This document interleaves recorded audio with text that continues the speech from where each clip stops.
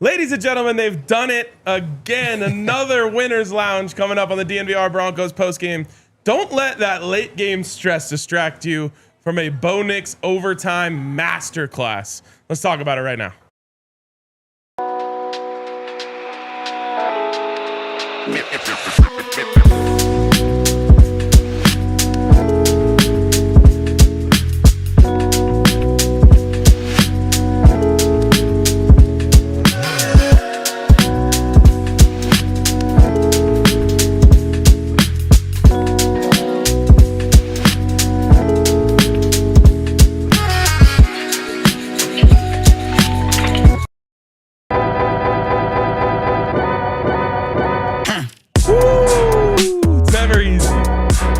Never easy, but always entertaining. Oh, welcome in to the Winners Lounge, baby, the Toyota Winners Lounge, and the DNVR Broncos postgame show presented by Bet365. Bet $5, get $150 in bonus bets from our friends over at Bet365 when you use the code DNVR365. My goodness, RK joined by Super Bowl 50 champion Bennie Fowler. We got Hank in the Hank Tank. We will talk to Zach Stevens all the way out in Landover, Maryland. But we start with what was a gut-wrenching, stomach-twisting, nail-biting victory from the Denver Broncos. Bennie Fowler, what is your instant takeaway from what we just witnessed? I'm very happy about the win. Happy that the Broncos got the win. I love to see what they did on Sunday night. Yes, it wasn't pretty at times. Yes, Riley Moss did get attacked. Yes, Bo did miss some throws, but Riley Moss did make plays. Bo Nix did come up in the clutch. Evan Ingram sighting had a big game today. Cortland Sutton made plays. Pat Bryant made plays, and the defense made stops and made the most crucial stop when they had to. And we talked about this in the pregame show, that there was going to be a little rust. And I think we saw that. I think we saw it on the defensive side of the ball. I think we saw it on the offensive side of the ball. Not necessarily special teams, but at the end of the day, you got the win. And you got to win on prime time. And I thought Bo played. I thought he played pretty good. Over 300 yards passing. Yeah. I don't necessarily like the 45 attempts. Yeah. I would like to have a little bit more complimentary football for Bo. But at the end of the day, Broncos got a dub in overtime. This wasn't a fourth quarter comeback. This was just a complete win. And hey, when we need stops, when we need plays to be made, Broncos made the plays. Amen, man. Everyone wanted to see the Broncos go and blow them out. I'm relieved that I never had those expectations for this game because it would probably feel different. I always expected this to be close. I knew it was going to be tough. I don't believe there are easy games in the NFL. Sometimes you get a good game plan against a bad game plan, and it ends up being easy. But this was a good game plan. This was an okay game plan from the Broncos against a really, really good offensive game plan from the Commanders, and the Broncos still won. Yeah, this team just finds ways to win. I thought that from a offensive versus defense, like Cliff Kingsbury outcoached Vance Joseph tonight, and that's just going to happen sometimes. There was their bye week. They schemed it up. They had a whole package of plays that they felt like Marcus Mariota was going to be successful with. They did that. They got him in a rhythm, and he ended up feeling himself. Like those throws, the throw to McLaughlin that gets called back, followed directly by the throw to Debo. He was just feeling himself. That's a former Heisman Trophy winner, number 1 overall pick, or number 2? Number 2. Number 2 overall pick. That flashed his talent when he got into a rhythm. But my main takeaway from this game is that Bo Nix overtime masterclass, as I called it. 4 for 4 for 71 yards to lead this team down there and score a touchdown that ends up being the game-winning touchdown. That is big, big, big time stuff. When the game was on the line, when you needed it most, your quarterback was perfect. Literally perfect on that drive. Great play from Evan Ingram, too, after the catch to help him out. But it's just these little things that sometimes I feel like we forget that Bo Nix is still a young quarterback. He's not young for a second-year quarterback, but he is still a young quarterback, and he's a second-year quarterback. Yep. You just file that one away. Like, perfect performance in overtime on primetime. But that one just goes in the little file it away, put it in the bank. That's something that you build on. That's a franchise quarterback moment from Bo Nix in a game where your team wasn't at their best, and then your quarterback picked you up in the biggest moment. I mean, I agree 1,000% with you. When we were on the watch along, and after Bo led the drive to get the touchdown, I was like, man, Broncos got their quarterback. Like, and you've seen that he's had moments in his rookie year. He had a couple moments this year, but just the way that he operated, how calm he was, how poised he was. The Broncos got a clutch quarterback, man. This guy, throughout the entire year, has made play after play when it matters the most. Yes, games have looked ugly, and yes, there were a couple throws that he would want back today, but that's with any quarterback. But it didn't fluster him in the clutch moments, in the pressure moments, in overtime. Yes, like you said, 4 for 4, 71 yards. I thought him and Evan Ingram found their connection today, which was very positive to see. I think when you look at Marcus Mariota today, one of the things that really stood out to me just watching him in that game is his connection with Zach Ertz. And I think when you have a great quarterback, or when you have a great quarterback, but when you have a quarterback who is young or inexperienced or struggling a little bit, a tight end is his best friend. And I think what we saw today is that Bo found Evan, and that became his outlet today. Evan had a couple drops early on, but Sean kept coming to him with these quick out routes, with these juke routes, and I thought they attacked the middle of the field. When we think about, and we've talked about this on this show over the last few weeks, where is the intermediate passing game? And today we got a chance to really see that. And you could see what this offense can look like. They scored 27 points tonight, but it looked competent quarters 1 through 4, and especially in overtime. But that's because you had an intermediate passing game, and they were finding the different holes in the middle of the field, in the middle of the defense to attack. And I thought Evan and Bo were on the same page, and it was really good to see that. It was really good to see that. And yeah, Broncos got their QB, man. Like, it's just another. You talked about this maybe a month ago of just Bo playing a tier better. Yeah, and you're starting to see that now with this Kansas City win, and then on primetime, way better than his primetime performance against the Raiders. Way better. Yeah, over 300 yards passing, a throwing touchdown. The touchdown throw to Cortland, sliding while he was falling, sidearm. Those are elite throws. That's an elite play. That's an elite play. So very happy, with the way the guys finished the game today. It was exciting to watch. Yeah, 6 catches for 79 yards for Evan Ingram. Someone in the comments said it wasn't 4 for 4. It was 4 for 4. We triple checked it. Yeah. No incompletes. It was just so great to see Bo make those plays in primetime. I'm interested to see what the conversation about the Broncos is going to be tomorrow, because Bo, I think, raised his profile. I think the Broncos as a team might have lowered their profile that they played in a close game like that.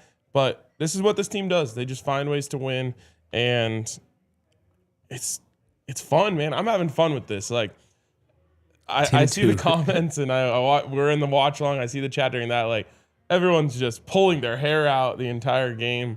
But this is the NFL. Like, this is what these games are like, especially when you're not a juggernaut. Like, the Broncos aren't a juggernaut. They're a very good team with a very good coaching staff and a lot of very good players. They might be able to reach juggernaut status if they hit their full, their final gear. Right now, they're just a very good team who knows how to win. For sure. And I think, like you said, there are no easy wins in the NFL. And sometimes you can't look at a team's record. And yes, the Commanders are 3-8, but they're also missing their star quarterback. But Marcus Mariota, like you said, number 2 overall pick. Terry McLaurin, top receiver in the league, who's been hurt. Bobby Wagner, Hall of Famer. Von Miller over there, great. Deebo Samuel is still got some elite talent at times. Zach Ertz, incredible playmaker, pass catcher. Laramie Tunsil, former top 15, top 20 picks. So they are talented over there as well. And Dan Quinn is a hell of a coach, and he's been a hell of a coach for a very long time. So, yes, you could look at the Commanders' record and say, oh, yeah, we should blow them out based off of our record. But games are not played on paper or just looking at the record. They are very talented over there.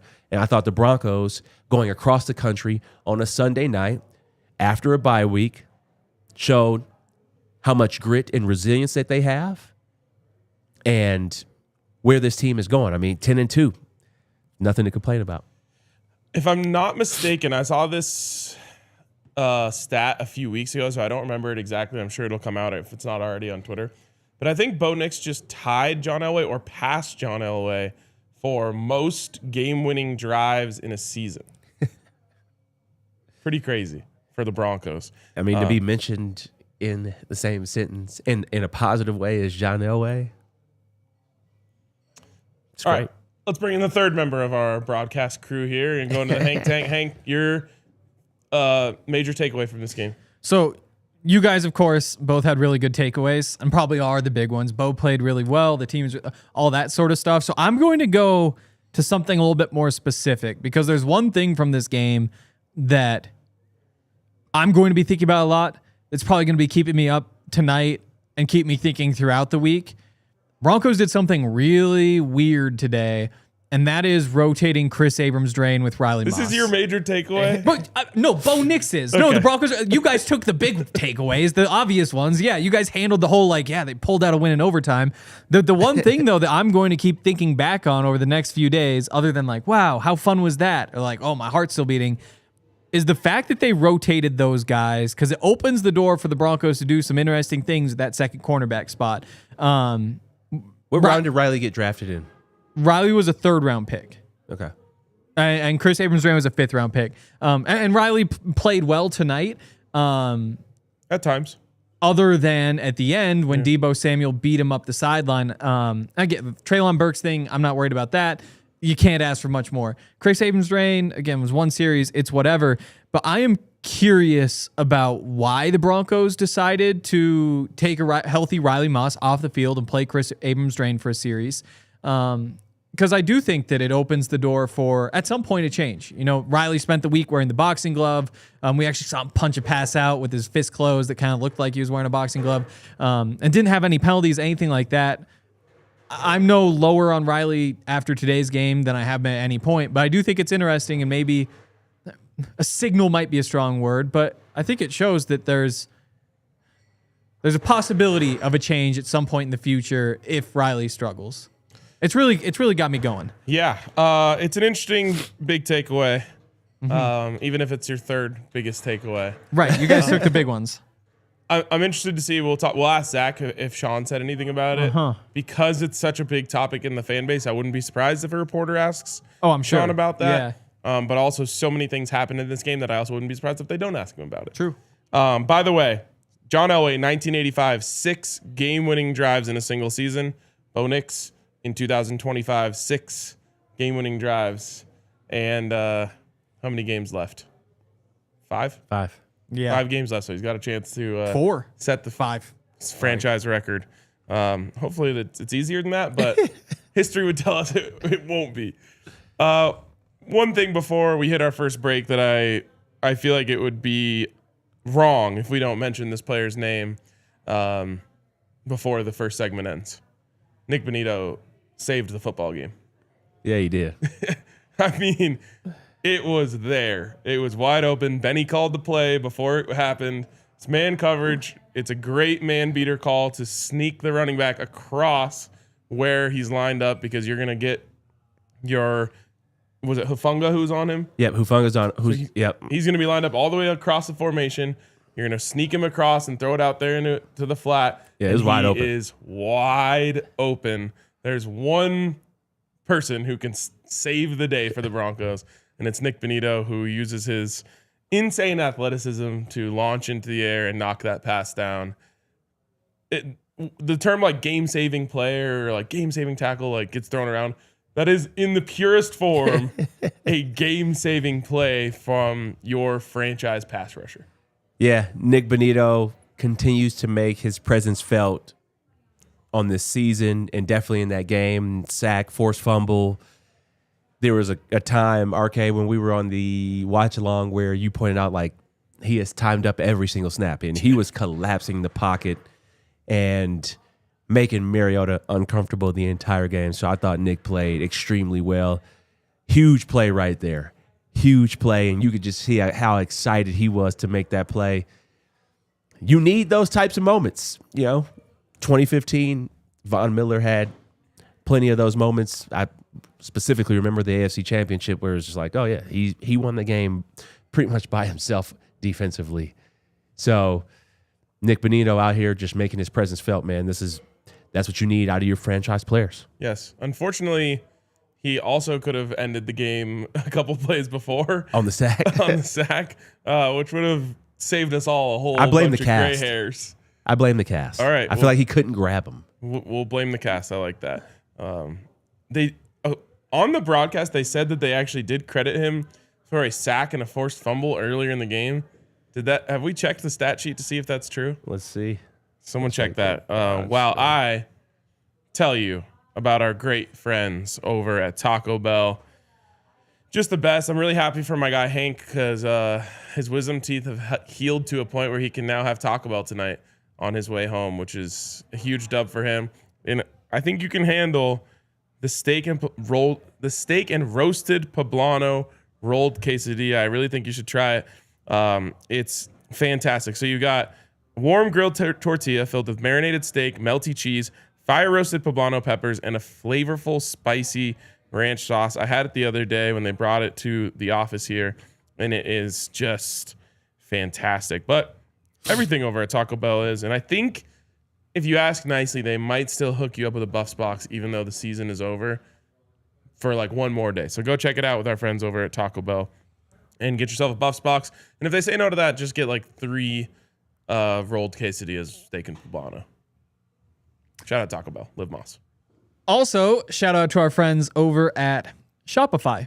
Shopify is the e-commerce platform behind millions of businesses around the world and 10% of all e-commerce in the United States, which is kind of crazy to think about because there's a lot of e-commerce here. Wow, so much e-commerce. But that includes the DNVR shop, actually. We are powered by Shopify along with so many other businesses. So if you're thinking about starting a business or just want to change up how you do your business, Shopify wants to help. They're all about helping all sorts of businesses, but especially small businesses and individuals find ways to market products to all sorts of different people. They can get you set up with website creation, product descriptions, emails, social media marketing, and more. Literally anything that you could need online to go along with a business, they've got it covered. They also have AI tools designed to help you maximize your sales. So if you're ready to sell, you're ready for Shopify, turn your big business idea into cha-ching with Shopify on your side. Sign up for your $1 per month trial and start selling today at shopify.com/allcity. That's shopify.com/allcity. All right, moving along here on the DNVR Broncos postgame show presented by Bet365. And we've got a ton of viewers, so a couple things. 1, hit the thumbs up button. We really appreciate when you do that. 2, let us know where you're tuning in from in the comments. I want to see how far and wide the love is going tonight.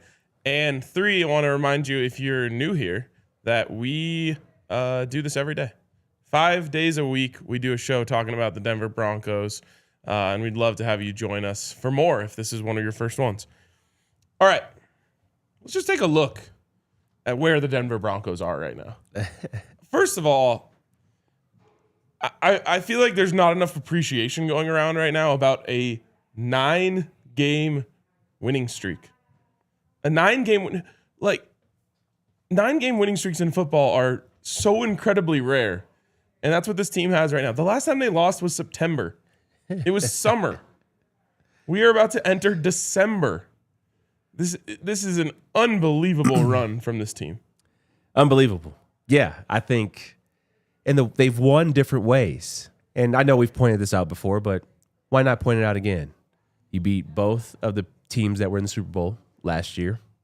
You beat the number 1 offense. You made them look pedestrian. You beat the number 1 defense. You made plays there. You've had comeback wins. You've had overtime wins. The Broncos have won in every way that you can.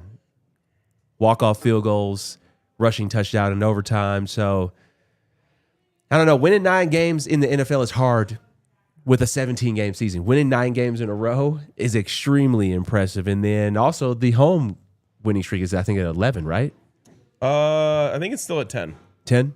Well, double-digit wins at home in a row is also incredible. So I think there's a lot of confidence, and I think you didn't see these guys blink at all that they had to go into overtime. And I think when you look at championship teams, nice outfit by Evan Ingram. All right. With the overalls right there. The butcher, because he was chopping up that defense all night. There you go. right on point. But I think championship teams, they don't blink when things get hard or when there's a little bit of uncertainty. And I think you're starting to see, I hate that I keep saying I think. You're just starting to see this team, when there are tough moments, they are going to make the plays. They do not flinch. Bo didn't flinch. Sean didn't flinch in terms of play calling. The team is very situationally aware.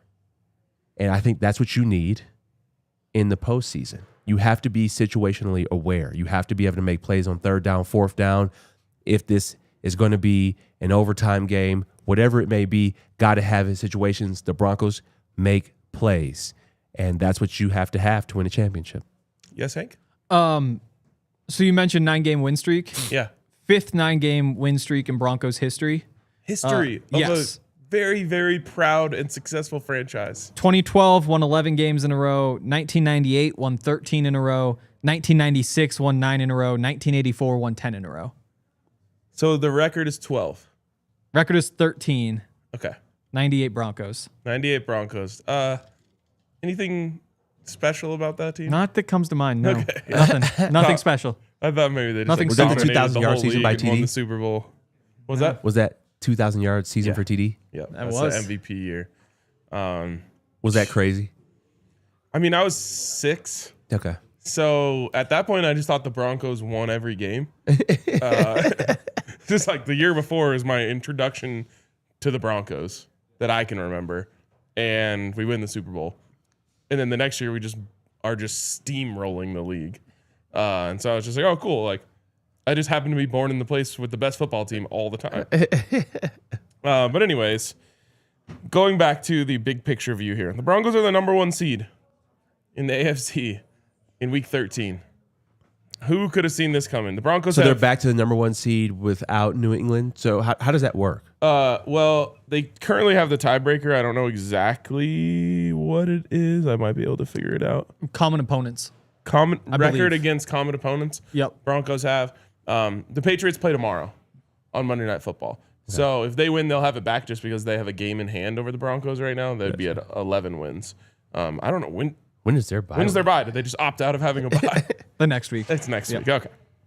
So, number 1 seed, 2-game lead on the division. And it's just crazy to look at this. And the number one thing that I'm looking at when I open up this standings page right now is just like, wow, the league is so wide open. Like last week, everyone, the Rams are a powerhouse. You know, they're unbeatable, blah, blah, blah. Well, they just lost to the Panthers. So we're right back to, okay, they're very beatable. And you just look at the league. I mean, the Broncos are the 1 seed. The Patriots are the 2. The Jacksonville Jaguars are the 3 seed right now. That's very clearly a wide open side of things. The Kansas City Chiefs are 10th. They're going to have to scratch and claw just to get into the playoffs. They're going to have to win every game. You know who the number 1 seed in the NFC is right now? Bears. The Chicago Bears. The league is begging the Denver Broncos to go take this whole damn thing and win the Super Bowl. It is as wide open of a year as we've seen in the NFL as I can remember in a long time. I don't think I've ever seen the league like this where usually around Thanksgiving or so, you have a couple of clear-cut favorites that are going to meet up in the Super Bowl or that could meet up in the Super Bowl. But yeah, like you said, I think it's completely wide open.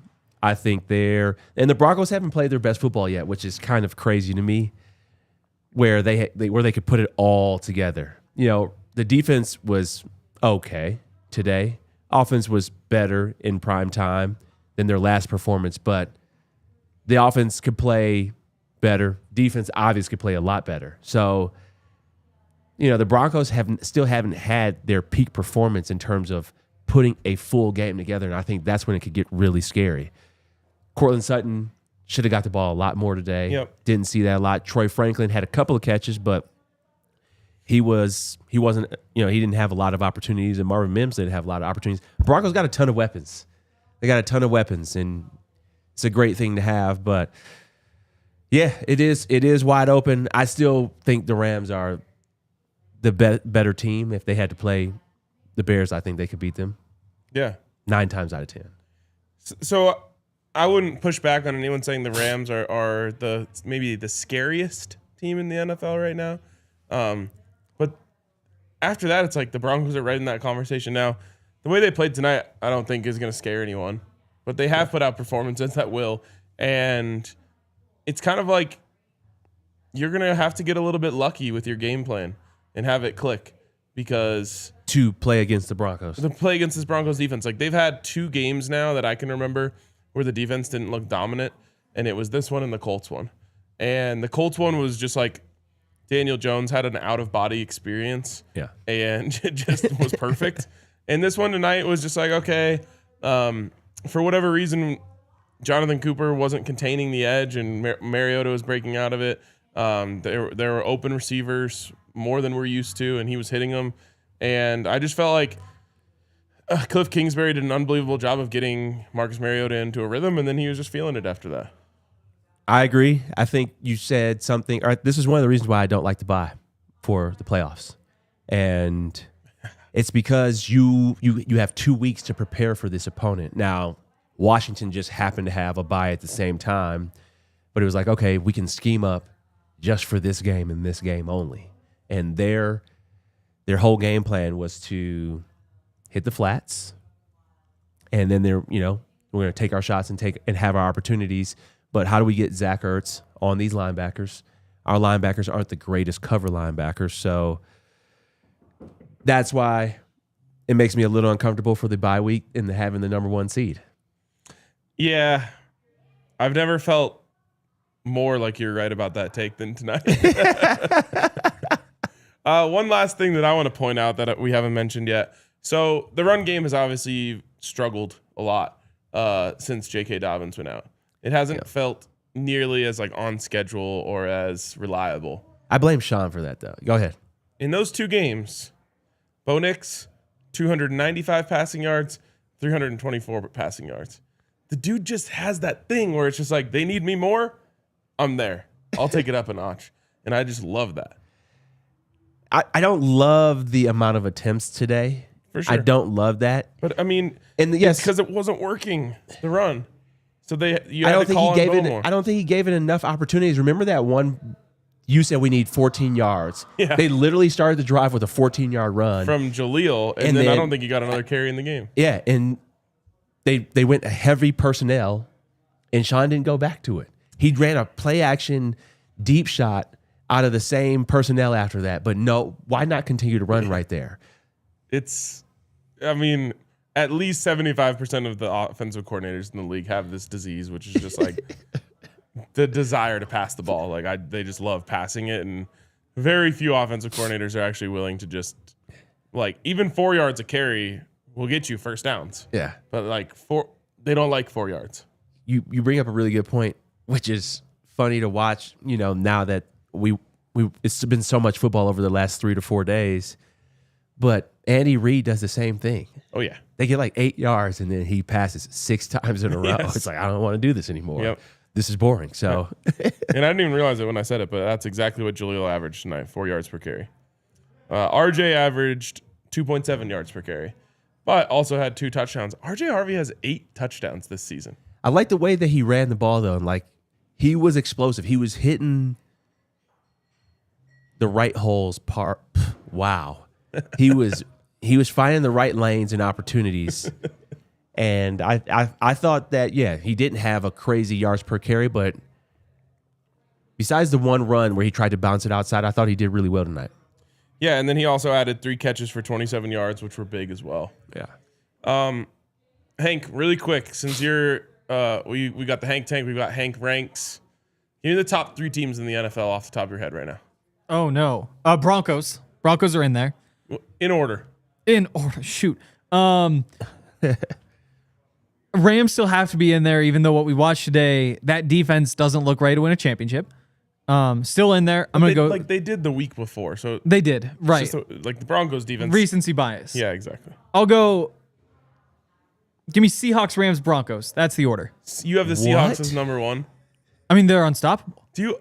What? They're unstoppable. Who would you have number 1? Like, that defense is unbelievable. That offense is awesome. Is that crazy? I put the Rams over the Seahawks. Yeah, I have the Rams over the Seahawks as they are in the division. Yesterday, I would have said the same thing. The quarterback play at the end of the day is what it's going to come down to between Seahawks and Rams. And I think Matthew Stafford is the best. He's playing the best in the league right now besides him and Dak. Yesterday, I would have agreed. How many picks was it today? Yeah, but still the throws that he made today. 2 picks and a fumble. Okay. That went for 6. He still had crazy throws today. And they scored 28 points. Yeah. And they gave them, and he threw a pick 6. I got to stop putting you on the spot because now you're just going to get hated on in the comments. No, I think I stand by it. All right. I like that for you. All right. Before we move on and we get another ranking that hopefully the chat will like more, I want to give a shout out to our friends over at Ent Credit Union. What day is it today?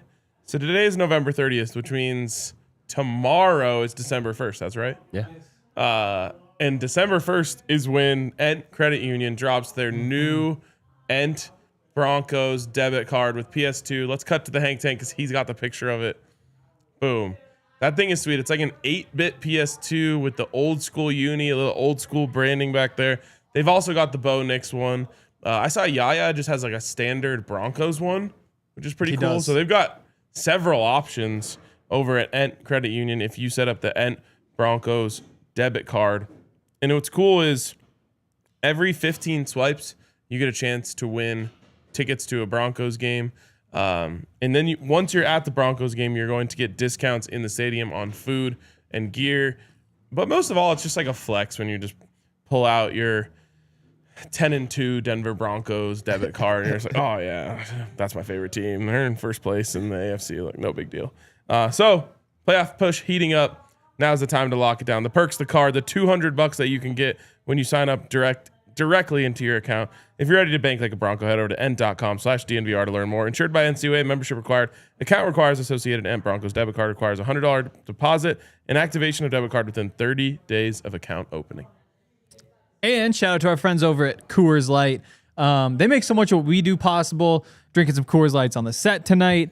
Drinking Coors Lights at the tailgate. There's Coors Lights right over there on that nice table next to, I believe that's Emmanuel Sanders. I can't tell from the side. But all sorts of... Twist my arm. I'll open my last. Oh, okay. There goes RK with another Coors Light. Coors Lights are just awesome. Whatever you're trying to do, whether you're watching sports, you're going skiing, you've got a day off, you got home from work and just need a beer, Coors Light is the answer whenever you want to choose chill. It's all sorts of different options. When the mountains turn blue, it's cold as the Rockies. It's cold lagered, cold filtered, cold package. It's mountain cold refreshment. So make the most out of times you choose to chill. Choose Coors Light. Get Coors Light delivered straight to your door. Visit CoorsLight.com/DNVR. Celebrate responsibly. Coors Brewing Company, Golden, Colorado beer. Last Coors Light in a bucket might be the best one. This one's just been sitting in like the ice water at the very bottom, just laying there. The mountains Those blue? mountains are Blue. just deep blue. Look at those things. Beautiful. All right. Let's stay in the Hank Tank. Hank, what are we going with tonight? Top 10 Broncos? Yep, we're going back to the top 10 Broncos. It's a classic. Everyone's hated this every time you've done it, so let's see if you can It's so hard step to up your put rankings any tonight. sort of rankings just can make people mad, including my Super Bowl rankings, which I just pulled up the odds to win the Super Bowl. Yes, I should have had the Rams and the Seahawks flipped, according to Vegas, but according to my eyes, the Seahawks offense, unstoppable. Have they moved the Broncos up yet? When I last checked, they were 6th. Fifth. So now it's now. Rams, Seahawks, Bills, Packers, Broncos. So apparently Bills and Packers ahead of the Broncos? that Packers defense, and people trust Josh Jacobs and Jordan Love in the backfield more, which I get. They're more proven. But like I said, to me, Broncos number 3 behind the Seahawks and the Rams in that order. Okay. Top Broncos. This was a really tough one because there are very few players who did not have bad plays. Just about everybody had some kind of F up that kind of makes it tough to include them on the list. Doesn't that put everyone back on a level playing field? It does. But then you have to start like ranking mistakes against each other and figure out how that works. Number 10, Talanoa. Incredible game for so much of the game. The couple tackles for loss, total tackles led the team. Also had that pass interference that extended the game when we all thought it was over, which was not great. Also missed a couple tackles in the trenches that made people think like, oh, the run defense isn't good. And it's like, it's maybe more of a tackling problem than like an overall scheme or getting the right places or getting pushed around. You make some tackles, all of a sudden things look better. So Talanoa obviously has to make the list. Did so many good things, but there are a couple plays you go back on and say like, wish that didn't happen. Okay, Ryan was just over there making faces, so I'm gonna imagine. I was just looking at Pat's post-game fit. I love his glasses. Yeah, he's a good-looking dude. Those look expensive. Number 9, Prada. Alex Singleton. Again, for him, it's the 2 pass breakups over the middle. The first one just floating in zone coverage, getting a hand on it. Then obviously end of the game, ball looks like it's gonna get over his head. Tips it up in the air. I thought he played really well. Maybe not the splashiest of performances, but enough to make number 9 on this list because he was steady Eddie out there. Weekly reminder that almost all linebackers are bad in man coverage. Right. But Alex Singleton is pretty good in zone coverage. Right. He floats around, reads the quarterback's eyes, and I believe, I can't see the chat. I'd imagine this is when the chat is starting to turn. Number 8, we're going with, this one might surprise you, Adam Troutman. No, he deserves his credit. Okay, he does deserve his credit, but he rarely gets it. And so when you include him on a list, feels like somebody might get mad. So many important catches today, especially when you're not getting much from Evan Ingram early on. Those were tough attempts at catches for him. But a couple of big plays at moments where the Broncos really needed something, he was able to provide it, including at the end of the game. Even in that 2-minute drill, I believe he had one of those catches over the middle. Not 2-minute drill, overtime. I think one of the 6-yard catches. Right. But yeah, I just thought really good game from him and just such a steady Eddie right there. I think I've said that twice now. I'm probably going to retire that one. Number 7. You ever call your sister that? No, she isn't super steady. Her name is Eddie, though, so it'd be you could do worse. Number 7, Jaquan McMillan, just so consistent is what I will say. Just very few mistakes. It's just locking guys up. In a game where there are a lot of complaints to be had with various guys, I'm not going to say the phrase I really want to say because I keep saying it over and over again. Steady Eddie out there. Thank you for saying that because he really was. He really was. Number 6, Quinn Miners. I mean, it starts the game off. Von Miller's rushing against Mike McGlinchey, and Mike kind of has him locked up, and Quinn just goes over there and puts Vaughn on the ground, which, again, we love Vaughn, but that's what you're paying him all the money to do. I thought whenever they ran the ball well, they were running behind him. The plays when he's getting downfield, pushing guys forward. I think this might be the first time I've been able to include an offensive lineman in this list because they all kind of get jumbled up. It's tough to come away saying like he played really well and I can confidently say he didn't make mistakes, but Quinn was just on fire today. Yeah, I love that for offensive linemen when they don't get a rusher on them. So they just get to pick someone out and be like, I'm just going to go absolutely earhole somebody. I'm going to give Vaughn his welcome to the NFL moment. No, his goodbye moment. Right. His By the way, run him off the field moment. Our shoddy research during the week had us at Von Miller has had a sack against 29 of 32 NFL teams. Still 29 of 32, if that research was correct. By shoddy, RK means AI. Very shoddy. You can't trust it. But it sounds right. It does We know sound he doesn't right. have one against the Broncos. No, and I double checked the teams you said that were missing, and he was missing those. Okay. Actually, one of them he got the sack, but was engaged by penalty. Evan Ingram, the Broncos' leading receiver tonight. Another one of those guys who there were a couple plays that you'd like him to have made instead of not making, especially early in the game. And I think we've said this before, but for Evan, it feels like every game he's starting in the negative. like there's something that goes wrong or there's a drop or whatever it may be. And the rest of the game, he's working his way back. Today, though, I mean, he had that one drive where he was just carrying the Broncos down the field. Finishes with 6 catches, 79 yards. 6-7. Shoot, you're right. But he probably played his best game as a Bronco. And again, like those catches he didn't make at the beginning, maybe not perfect throws, but you still would like to see him make them. Quick thing on Evan. Started the game 3 targets, 0 catches. Finished the game 9 targets, 6 catches. There you go. So went on a little 6 catch streak there, 6 for 6 on the last 6 targets of Evan Ingram. And we were kind of laughing because the first catch was like a little low, like kind of just below the belt.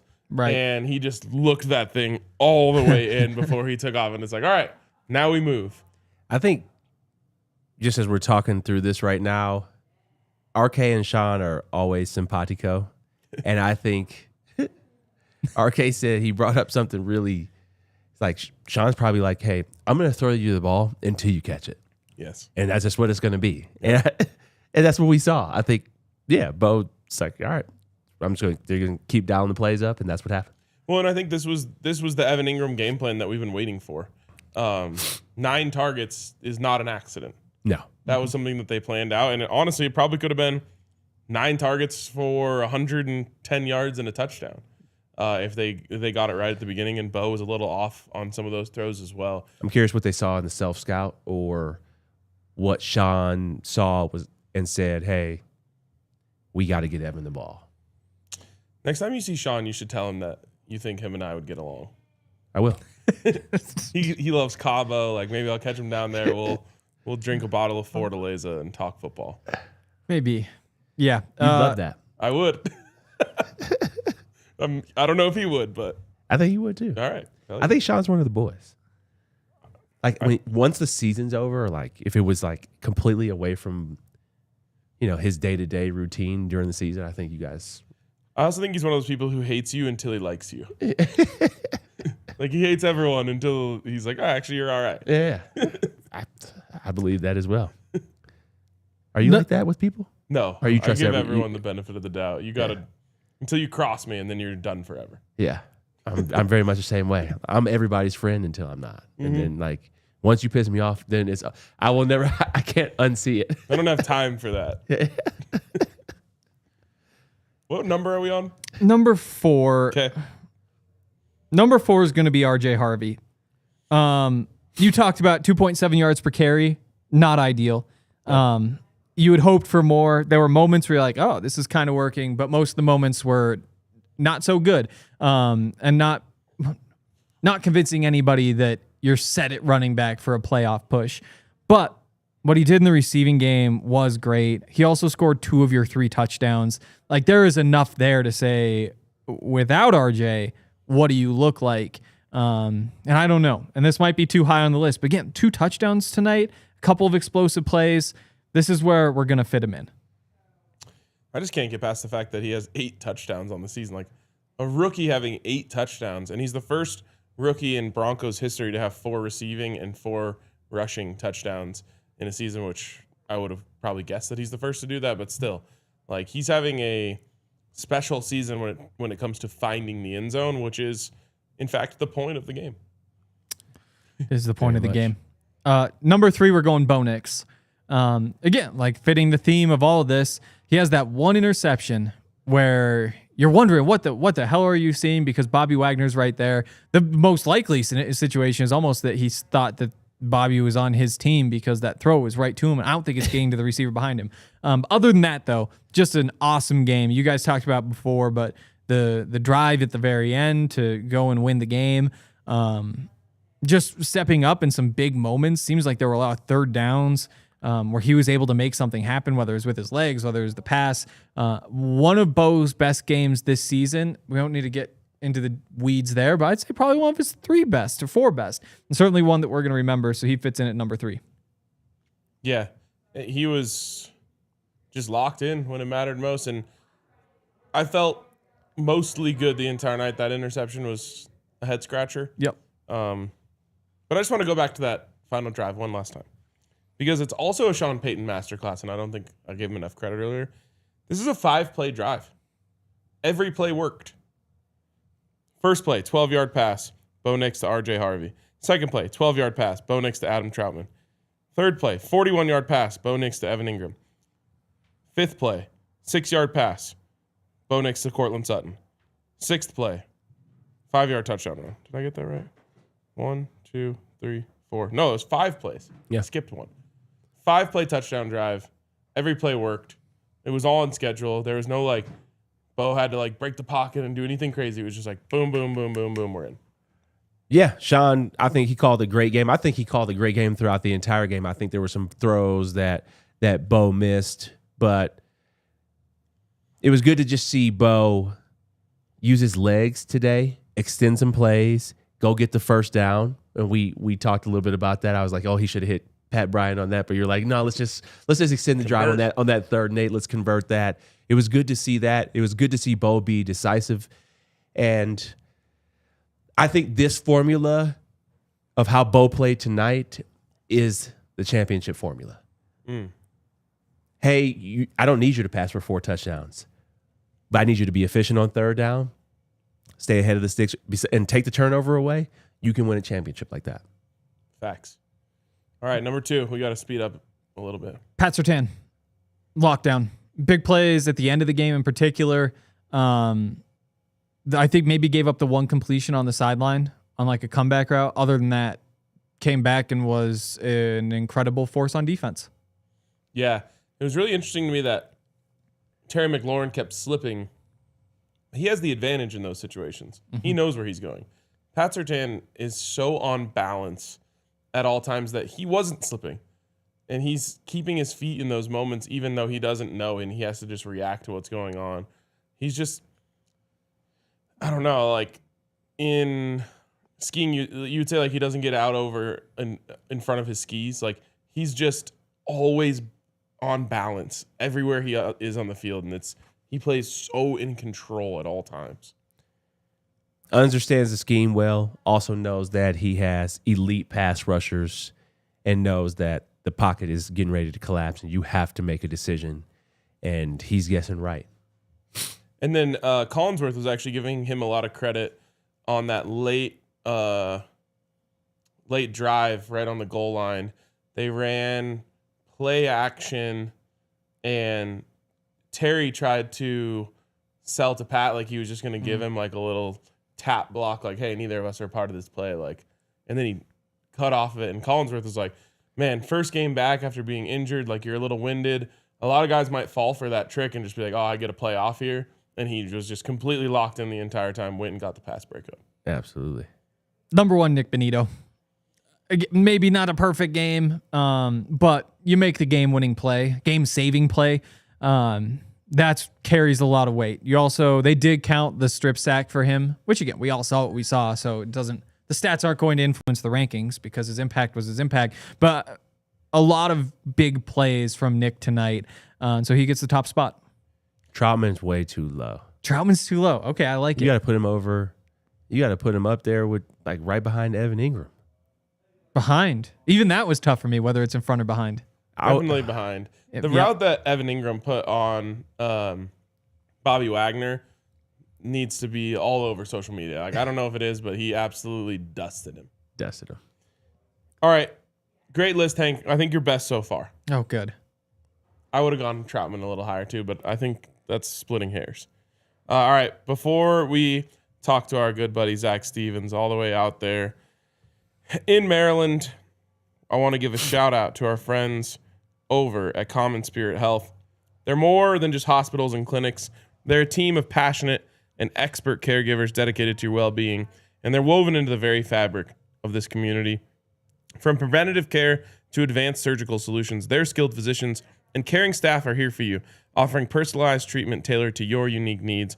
You can expect a blend of cutting-edge technology with a commitment to human kindness at their 20 hospitals and 240 clinics right here in Colorado. Experience the difference compassion makes.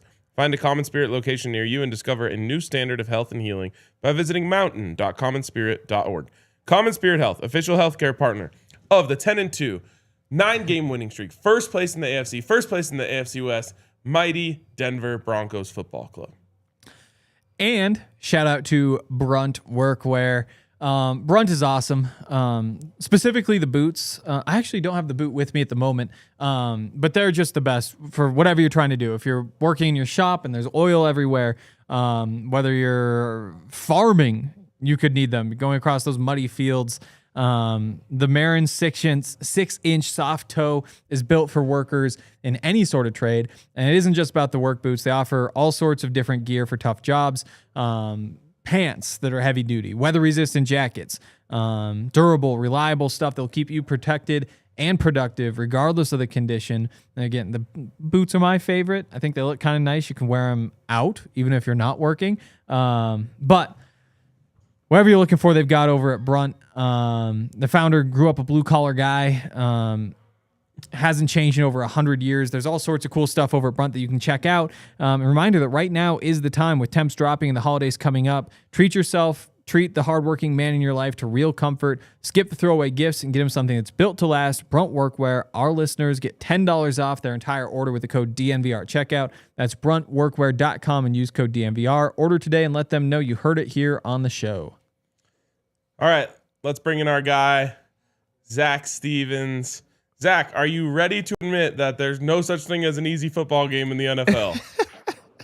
Absolutely not. But what I will say is something that Sean Payton said after the game.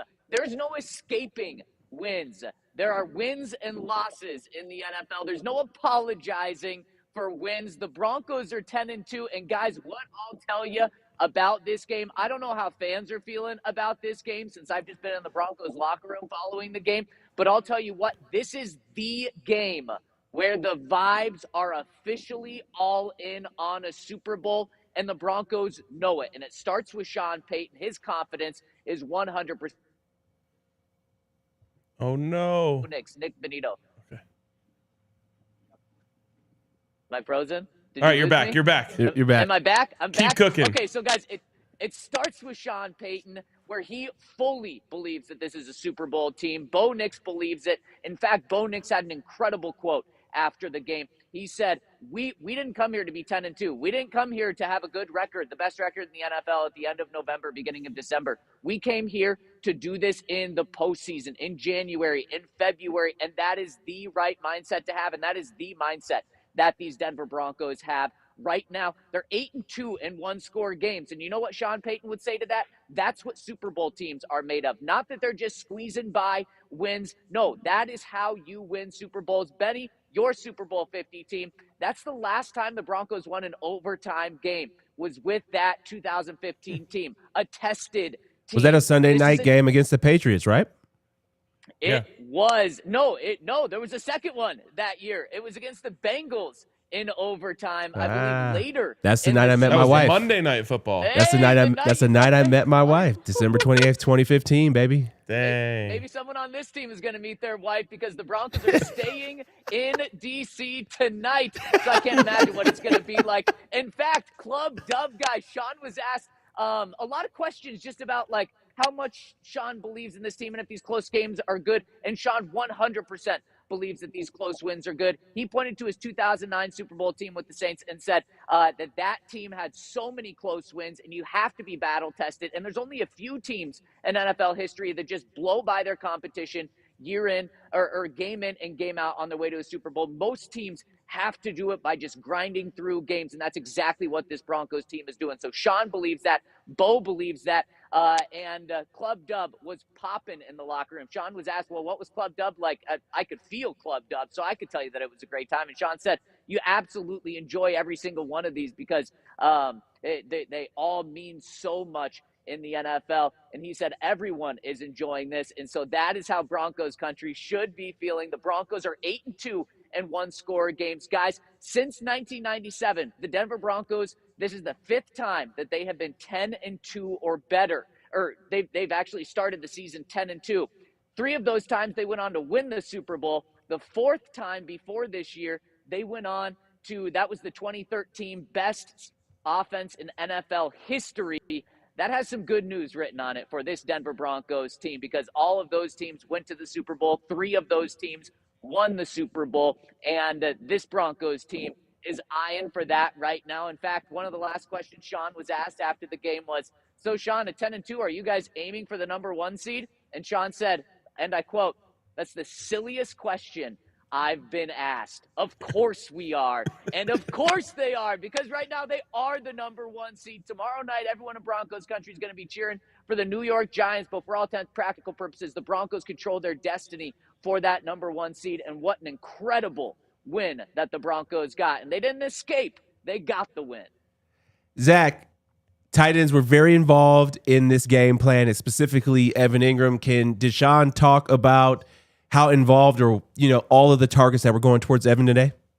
Yeah, boy, this was by far Evan's best game, most impactful. He made the play when it mattered the most. And one drive, he had 3 straight catches. Another drive, he had that massive catch and run. And guys, that catch and run was what we saw in the preseason game where he had that 80-yard catch and run. That is what Evan Ingram is for. And I hope this is the game that he gets unleashed, because we saw how special he can be. And man, did I just love seeing that Joker role being played tonight. How nice that was. Now you guys are probably okay with hearing the word Joker, since we haven't heard it for a long time, but he could be a key piece down the stretch for this Broncos team. Adam Troutman also coming up with the first catch of the game, also having the key catch later in the game. These tight ends came up big for the Broncos. And what I'll say that Sean did talk about in terms of what did and didn't work for the Broncos offense, the running game, guys. Yes, RJ Harvey had 2 touchdowns. Yes, he and Alex Singleton were the 2 guys to get the Sunday Night Football game ball after this game, but the run game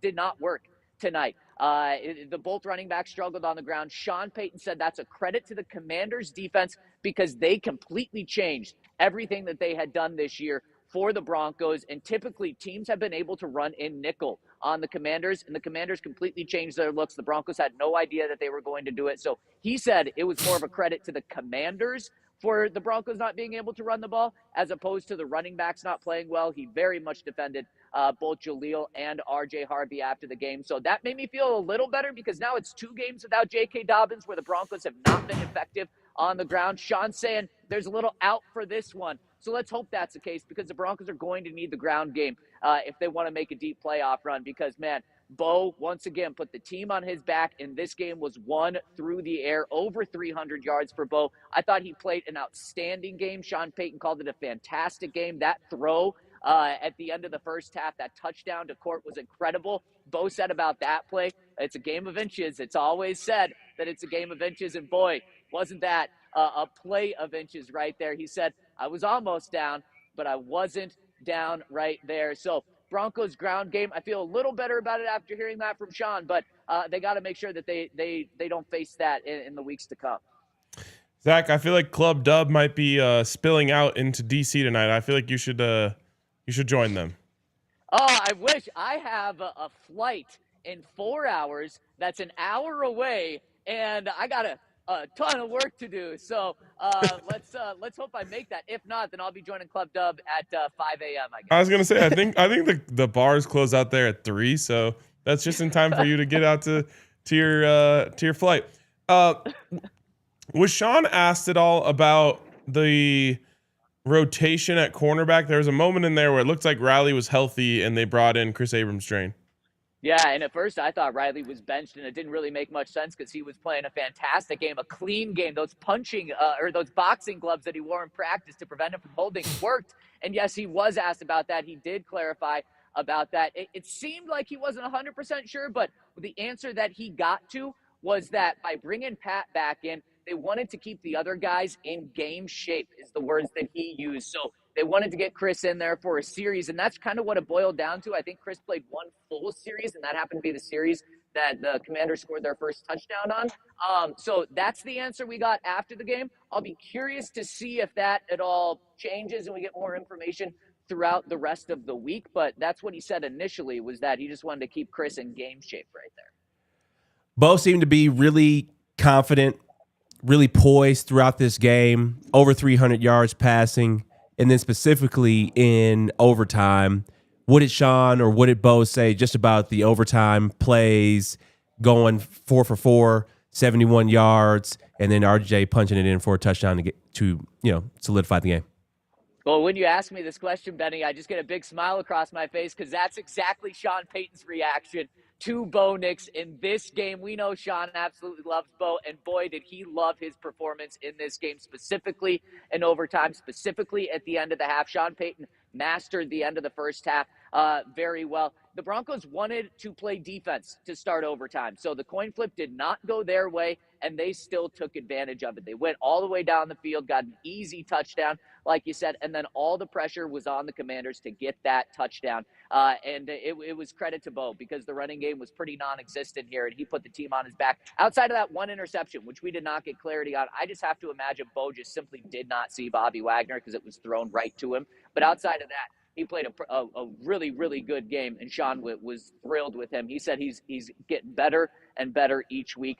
And that's what we're seeing. And I'll tell you, after the game, Bo was unbelievably confident, not just in himself, but in his team. And he said, I've been a part of a lot of special teams, and this one is up there. I think in a couple of weeks, we're going to hear him say this is the most special team that he's been a part of because, man, guys, I'll tell you, that's my biggest takeaway from after talking to Sean, after talking to Bo, after being in the Broncos locker room following this win, is this feels like the game where the Broncos know that they can win the Super Bowl this year. They've had feelings of it in the past, but this is the game that I think they're walking away from, and they're saying, yep, we are a legit Super Bowl team, and they can start seeing themselves hosting that Lombardi Trophy in February. That is the sort of vibe that we had in the locker room following this game. This was a special win. So I know some people might be saying the Broncos escaped. There's no escaping, as Sean Payton would say. This is the win that kind of takes them over the top for these final 5 games of the regular season. Zach, last one for me. We were very close to it not being a fun night tonight. But I don't know if you know this. Earlier this week, I saw Nik Bonitto at Zoo Lights, and we were at the giraffe exhibit, and he channeled his inner giraffe and made himself as tall as he possibly could to save the football game. What was the reaction in the locker room to Nik making that game-saving play?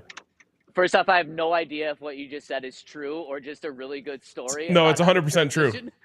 Wow. Yeah, I was like something. I was like, wow, those are some crazy animals. Giraffes are a wild animal. They are a wild animal, but they also are just a crazy thing to look at. And then I looked right, I was like, oh, that's also Nik Bonitto right there. Wow, that's amazing. But I'll tell you Also what, a this beast. final play was amazing as well. And it started before the play even started. The Broncos were in a zone blitz right before Sean Payton called a timeout. They recognized that they wanted just a little bit more time to see what the Commanders were doing. They called the timeout, and Sean gave Vance Joseph a lot of credit for changing the blitz. They were going to bring a blitz, but it was going to be a zone blitz. They changed it so that it was a man blitz, and there was going to be a free rusher, and that free rusher ended up being Nik Bonitto.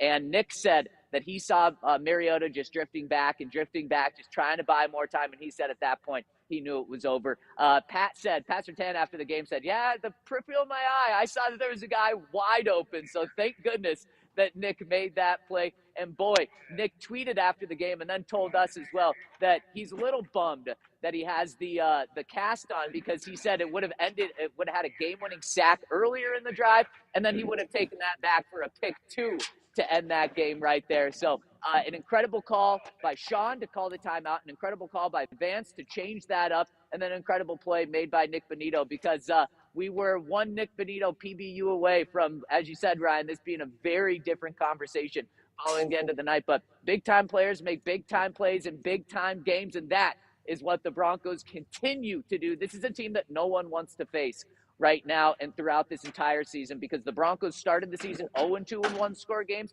They're 8-0 now in their past 8 one-score games. They've won 9 straight. They're the number 1 seed in the AFC West. They're the number 1 seed in the AFC. They have the best record in the entire NFL, and they also don't get beat at home. And right now, that's what the Broncos have, is that home field advantage. And they also have that confidence and belief that they will be holding the Lombardi Trophy in February. No more questions from me besides the fact that RK and Sean are always continue to be on the same page. I was like, why would they call a timeout right there? I feel like you don't need to do that. And they call a timeout, and then Sean and RK are clearly on the same page. But yeah. Zone would have been a much better call against that play. But yeah, for sure. Zach, great to see you, bro. It worked. Great to see you too, guys. Don't think I'm going to make it on the show because of my flight tomorrow, but man, the vibes should be through the roof with the Broncos right now, fellas. And I'll tell you what, the amount of times that the energy was completely sucked out of this building was incredibly gratifying for Broncos country, because there were so many times the Commanders thought they had won the game, and then there was a late flag or something came up, and just the energy was sucked out of the building, and the Broncos were able to capitalize that time and time again. Love it, Zach. Get home safe. Get a couple minutes of rest or whatever you might be able to possibly get. Right on. Thank you, fellas. I'll see you soon. All right, brother. All right, there he is. We're going to get super chats in a second. But since this is just a extra, the post-game show is just a 90-minute show now. It just turned into that. We're going to hit one more break here. Shout out to our friends over at Dick's Sporting Goods, who, I don't know if you guys know this, but you can now get DNVR at your local Dick's Sporting Goods here on the Front Range, which is pretty damn cool. So if you're not capitalizing on our Black Friday sale right now, which you should be, you could also go over and take advantage of Dick's Sporting Goods Black Friday sale and get your Cyber Monday, all that good stuff. Get your DNVR gear from them as well. But they also have Nike, Adidas, FP Movement, Calia. It's whatever you need in the sporting world. Our friends, did I say that wrong? I have no idea. Okay. They have it over at Dick's. Score the latest equipment for baseball, football, soccer, basketball, golf, and all your tailgating essentials at a lower price. So check it out over at Dick's. Get your gear fast with free curbside pickup at your nearest store or easy shipping from Dicks.com, because every season starts at Dick's. And shout out to Toyota. Toyota is incredible. Bunch of Toyota drivers at the company, which is pretty cool. One right here. Right. There's one right there. Remember when Baby Yoda came back? Or it started? Yeah, the Mandalorian. Yeah, my mom got like this little toy Yoda. And every time I hear the word Toyota, I think of her little toy Yoda, and it just brings me home. So many reasons to like a Toyota, whether it's my stupid reason or some good reasons, like they're great off roads. They're great at hauling. They're great at towing. They've got more zero and low emission vehicles combined than any other automaker, including the 16 different hybrid vehicles to choose from, like the Tundra iForce Max hybrid truck. You can visit your Front Range Toyota stores at a location near you. AutoNation Toyota, Arapahoe and Centennial, Corwin Toyota and Boulder, Groove Toyota and Littleton, Mountain States Toyota and Denver, Stevenson Toyota East, Aurora Stevenson Toyota West and Lakewood. Toyota, official automotive partner of the NFL and the official vehicle of DNVR. Let's go places. All right, let's get to super chats. But first, I just have to say this. I love football so much. Literally, I'm just thinking about this show and like Zach's energy and how happy everyone is. And it's just like one play just determined our entire week. Like the game came down to one play, and because the Broncos made that play, we get to have fun on this show. We get to talk and be happy all week. Just what a game. Before we go to super chats, I have a question for both of you. Would you guys rather win the next 5 in a row, or do you want a loss in there to like break the streak? I think as a fan, I'm just always going to want us to win. But Aqib has been very staunch about he doesn't want to go into the playoffs on that winning streak. Yeah. And so I think you are also in that boat. 100%. So I wouldn't mind 2 losses. The fact that 2 literal champions of the National Football League are saying that makes me think you're probably right. But when it comes down to it, if the Broncos have a lead against the Chargers in the fourth quarter, it's a tie game against the Chargers in the fourth quarter on a whatever it would be at that point, 14 game winning streak. I'm not going to be like, yeah, let's just lose this one, boys. So like, got to get this streak off our back. I'm going to be rooting for us to win. No, I don't want us to win lose that last one. Okay. Yeah, no. Yeah, going into the playoffs, no, I'm good. So was there a part of you in overtime when that 2-point conversion was coming up thinking like, all right, let's get this winning streak out of the way? Yeah. Wow. Because then you could... I don't want as somebody in this, I don't want to keep winning games like this. It's great to keep winning in the fourth quarter in these overtime games and coming back. And I thought the way Bo played in overtime was great, but you think it's like that would have been the point in the season where the defense would be like, oh, we got to tighten up, because he was wide open on that play. Like a veteran quarterback knows to loft that ball up. All you gotta do is just you toss it A up. little higher, yeah. So, yeah, that's how I think about it. I was ready for corrections to be made. I was happy about the offense performance. I thought the defense that was their wake up call. I thought that could have been their wake up call. I think it could still be a wake up call. You won. Yeah, yeah. All right, Henry, what do you think? Gee, well, so if Benny and Akib have that opinion, then there's really no reason that my opinion should be listened to, but I'll give it anyway. And that's that I think the Broncos should win every game, and it would be a lot of fun. Like getting the 1 seed would be huge. Getting the 2 seed, getting as many home playoff games as possible is huge. And I just...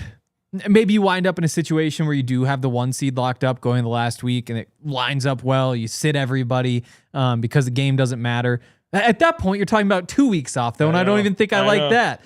So you go out there, you win the game, and if people freak out about, national media saying, oh, look at these Broncos, they're so good, they've won, at that point, what would it be? It'd be 15 games. 15 in a row.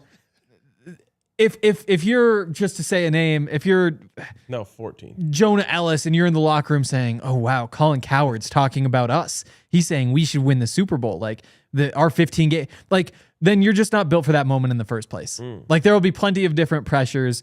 I wouldn't say that's true, brother. I mean, and I trust your opinion more than mine to make this all very clear. The Patriots went 18-0. They were built for that moment. They lost though. But they didn't lose because of the winning streak. Yeah, they did. I think the pressure. That's the only reason why they lost. They lost to the Giants, bro. They were way better than them. The Giants were a wild card team. I do think that being totally undefeated is a different story. Like in that case, I can see it. I still couldn't cheer for them to lose. What was the Lions? How many games did they win in a row last year? Because they went 15-2, right? Yeah. They lost the first game. Yeah. No, I mean, you're certainly on to something. But they didn't. They had just gotten away with winning. I'm just liking that. Look at the Panthers too. The Rams. I think the Rams losing was good for them this weekend. All right. That's good. Like you get it out of the way. The turnover streak with Stafford. He had thrown 28 straight touchdowns, no picks. Like you can't just keep playing like that. You have break it. Incredible team when they lost to the Broncos. Were like not the favorites in that game. Yeah. Heavy underdogs. I just like that I already have a built-in silver lining for when the Broncos lose a game if they do. I'm already ready for it.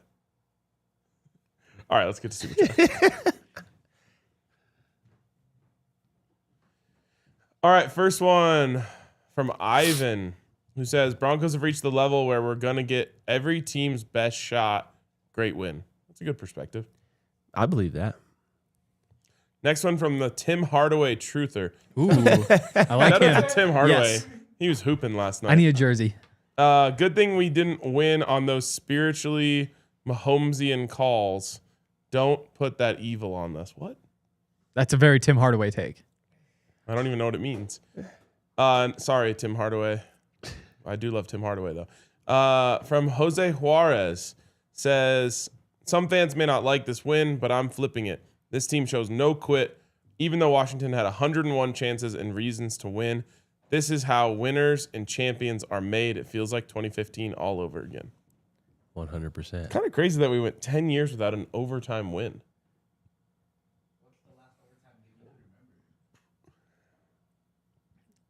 I can't. But I will. Cool. That I don't. Was remember. that San Francisco game or Colts game an overtime game where Russell Wilson missed KJ Hamler and he threw his helmet? Was that an overtime game? That was the Colts. That was the Colts game. That was an overtime game. Colts.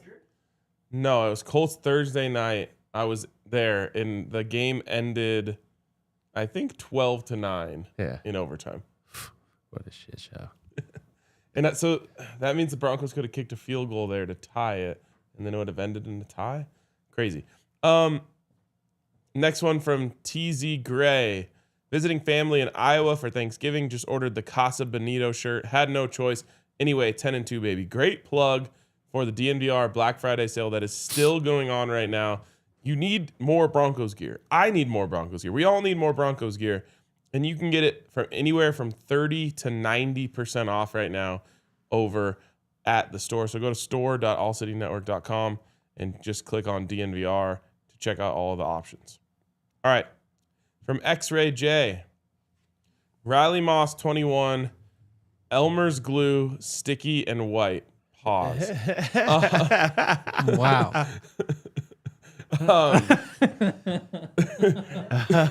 Oh wow. I don't Next. I don't feel great about Riley tonight. First time I think I can say that all season. I feel like the calls are getting in his head. And it's causing him to play differently. But he did. He made some plays today. He made plays. I felt like late in the game, like I said it on the watch along, I was like, give him some help, please. Because I think he's like scared of committing a penalty that's going to give him the ball on the 1 yard line like he did in whatever game that was. I can't even remember them all anymore. All the wins are jumbling together. But I don't know.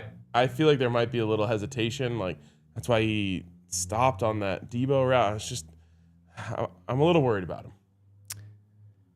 I thought he played well tonight. Yeah, I think confidence is. You need to have confidence right now. I think he had it at the beginning of the game. I don't know. Maybe he needs to. He should just talk to Talib, bro. I think they should just have they should just watch film together. That would be electric. Can we got to set this up and get a camera on it. Yes, great idea, Benny. By the way, last overtime game for the Broncos was Bengals last year. Bengals last year. Oh yeah, that was a tough one. Also overlapped with the Alamo Bowl, which was not fun for me either. From Patience. Love Patience. Let's go. What a game. Tonight, I would have been up at the bar with you guys. I would have been up at the bar with you guys. Miss you guys, fam. We miss you too, Patience. Appreciate the super chat. From Wyoming Cowboy. Great win, but we need to figure out how to run the ball without J.K. Dobbins. Yes, got to figure that out in the next 5 weeks. Absolutely. From Valley Bandit, yelled too loud at the end of the game and got caught watching the game at work. Worth it. Let's go. Go Broncos. Go DNVR. From Love SoCal. that. Don't lose your job. Yeah, don't lose your job. But also, if your job's firing you for celebrating a Broncos win, maybe it's time for a new job anyway. Right. Don't listen to RK right now. Shoot that job. From Not to Pot. Oorah, on a side note, man, we almost dropped the church's money. What does that mean? I'll be at the Raiders game. Where are you at, Cody? LOL, Vegas. Heck yeah. All right, from Adam, sending in €5 or pounds. Not sure. LFB, what a game. It's 5:30 a.m. in the UK, though. I'm going to bed, and we'll catch up on the show tomorrow. Appreciate you for tuning in at a terrible time for a game, Adam. Next one from Carrick. Sending the Broncos an invoice for the years they took off my life tonight. Win's a win, but man, that was hectic. Hectic is such a good way of putting it. It felt like we won it 2 different times. I feel like there was times where he could have blew them out. Yes. That was a very hectic. I think I'll send them a invoice for my new gray hairs. I'll send them the invoice from my -6.5 points. Oh, wow. I don't think they're going to help you out that No, way. I don't think that's allowed. For Mr. Weises, says from AZ, first time at the bar, got to talk to Henry. Yeah. Who was your guys' MVP of the game? What does that mean? Yes. Oh, go Rivers. He was our friend who came up here for a minute right before the show started. Oh, heck yeah. Big river guy. My MVP of the game was Bo Nix. MVP of the game for me would be Evan Ingram. 3 different MVPs for us. Right. Because Henry chose Bonito. Right. Or as my godson says, Bonito. Some people really want to throw the accent on there. Not that that's probably what your godson is thinking, because how old is he? 2. Okay. Yeah. He hasn't learned accents. Sawyer has elite ball knowledge. Whenever he's about to throw the ball, he goes, Sawyer Bo Nix, and then he throws it. Love that. No. All complete. From Ryan B. That Burks TD should have been OPI, and I will die on that hill. He grabs Moss by the collar and uses leverage to jump higher, but the rule of cool wins. For sure. I don't know if it was OPI, but the catch, like, they're not calling Ref that. is just not going to do it when he Not gonna sees call that. The ref's too, like, in awe. He doesn't even remember what happened before the catch. Yeah, Just, for sure. wow. What was the Aaron Gordon dunk that got called? Remember that one? Well, Was that the no. Landry Shamet one that got called back? They also did one for Jamal Murray, which was it was against the Bucks. It was on my birthday. Right. I was in the stadium, and it was, I think, because this is pre-championship run. At that moment, it was the loudest I'd ever heard Ball Arena. Like, it was an insane poster, and it was so loud that no one even knew that they called the offensive foul. Everyone was just losing their mind. And then, like, 30 seconds goes by, and they just, like, pass the ball in, and the score hasn't changed. I'm like, wait, did they overturn that? And we still talk about how they stole that from us. Yeah. That's They they didn't couldn't do it. understand the Traylon rule of Burks. cool. Yep. From Aaron Bluell. From the closets to bringing in legends to the pod. Love y'all, LFG. Yes. Aaron is a longtime OG listener. And a big Kentucky fan. So RIP Mark Stoops. Yes, indeed. From Marissa. Says, love y'all. What's the over-under on Sean Payton ripping his shirt off in the locker room? We love you too. I think Sean's shirt's staying on. For sure. He's not. But we should probably do a promotion that if Sean Payton takes his shirt off in the post-game locker room, we'll give everyone free food like they did in Chicago. Really? Yeah, so there's a hot dog restaurant in Chicago called the Wiener Circle, and they're like known for just like funny bits, and they have a sign where they put like funny stuff on the sign. And so they said if Ben Johnson takes his shirt off after a win, we will give everyone a free hot dog the next day. Wow. And so that's why he did Sean that. wouldn't do that.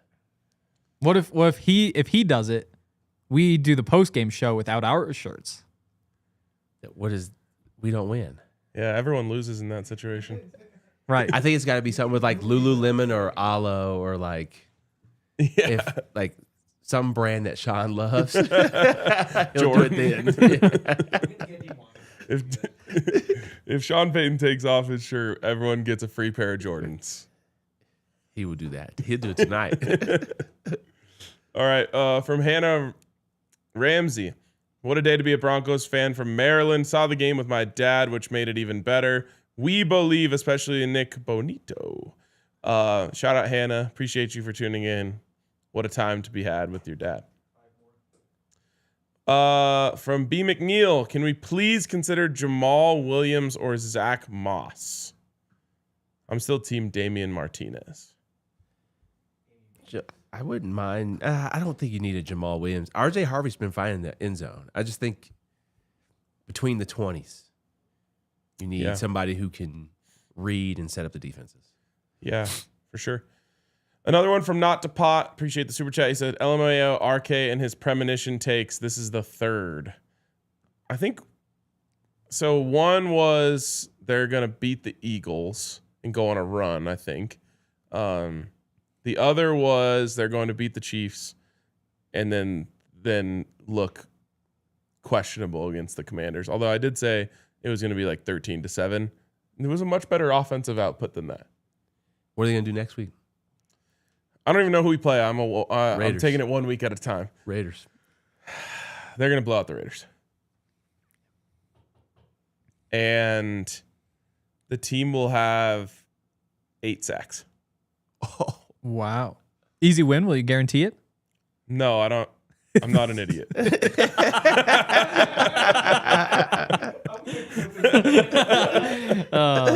He knows I love him. From the Blind Swordsman. In the words of Manning, I'm not much for speeches, but great fucking win. Hell yeah. And from Neutrino Waves, sorry, but just win, baby. Go Broncos. Amen. And the last one from a name that I don't know how to pronounce. Eagles won 10 straight last year before their postseason run with many doubters. Keep the dubs coming, making a run with Russ's dead cap coming off. And a rookie deal, Bo Nix feels good to me. Go Broncos. I mean, I love that. I think the Eagles were like 3-4, and then they went off 10 straight. They also had somebody who ran for 2,000 yards. Yep. 2,000. Yeah, that'll translate in the playoffs. For sure. But I've been reminding Allie, who's an Eagles fan, about this too. Like last year's Eagles team looked the exact same. They were just running the ball better. But I mean, they did this every week too. They were sloppy. They gave up leads, and then they just like pulled it out at the end. And then the Eagles got to the postseason and flipped a switch and started mowing teams down. So the Eagles still have it. No, they're missing 1,000 yards. Saquon didn't get touched, or he was getting like 3 or 4 yards a carry without being touched. Like he's getting hit in the backfield now. It's a wrap. That's the thing about blowing guys out or blowing teams out is like, okay, so you got a lead. You're trying to protect the lead in the second half. You're up 10 points. So how do you protect it? You run the football. When you're running the football with Saquon, then he might just break off a 60-yarder, and now all of a sudden you're blowing him out. And that's where like the Broncos, it's a lot tougher to see him taking those like leads where you're just like, yeah, we're just going to manage the clock in the second half and blow teams out because they aren't as explosive in the run game. Like Saquon just leads right into that. For sure. I just think that the Eagles have the same thing the Broncos have, which is just like a way, like they know how to do it at the end of the game. Yeah. They've looked bad for the last 2 weeks, though. Who did they just lose to? Oh, Bears. Bears. Mm-hmm. The Bears had over 200 yards on them. Yeah, that was crazy. That was crazy. Ben Johnson knows how to scheme up a run, though. Oh, my God. The runs, I mean, they looked incredible. Yes, that was a masterclass. What I don't understand is how does not every offensive coordinator in all levels of football just watch that and just copy it? You have to have the players to do it, though. They got Humphrey. Their offensive line is really good. Okay. All right. I think Swift is a really good back, too. And that young kid, 25. Young guy who is outperforming Ashton Genty this season. Genty looks helpless. Like he gets hit in the backfield every play. He's just getting mauled out there. All right. I think that's going to wrap it up for us. The Broncos are on a 10-game winning streak. What a fucking time to be alive. It's been a blast. Thank you to everyone who's been with us all the way since the pregame show or anyone who just showed up in the last few minutes. We appreciate all of y'all, and we will see you tomorrow on the DNVR Broncos Podcast.